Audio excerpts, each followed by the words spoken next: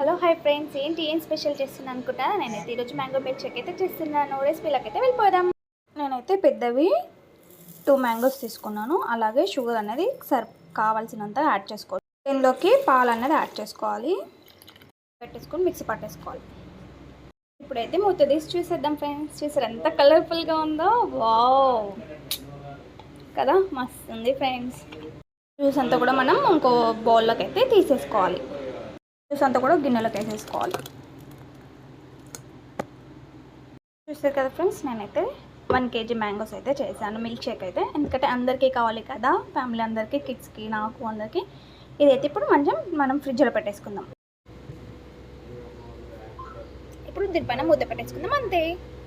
చూసారా ఫ్రెండ్స్, నేను morning mango milk shake చేసి ఫ్రిడ్జ్లో పెట్టాను కదా, మధ్యాహ్నం అన్నం తినేసి పడుకున్నాను. లేచేసరికి మంచి శుభ్రంగా మా వారు మా పిల్లలైతే హాయిగా హ్యాపీగా తాగేశారు. నా కోసం ఇలా లాస్ట్లో పెట్టేశారు చూడండి. ఇంక ఇప్పుడు ఇదే మ్యాంగో మిల్క్ షేక్ని అయితే నేనైతే గ్లాస్లో సర్వ్ చేసి ఎలా ఉందని అయితే మీకు చూపిస్తాను. మనమైతే దీన్ని గ్లాస్లో సర్వ్ చేసుకుందాం.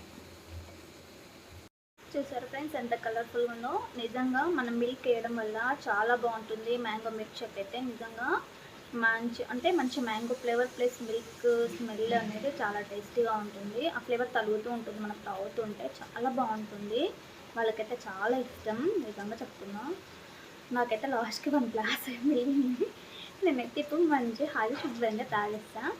మీకు ఎంతమందికి మ్యాంగో మిల్క్ షేక్ అనేది ఇష్టం అనేది అయితే నాకు కామెంట్ చేయండి. అలాగే మీరు ఎలా చేస్తారని కూడా నాకు కామెంట్ చేయండి. నాలానే చేస్తారా?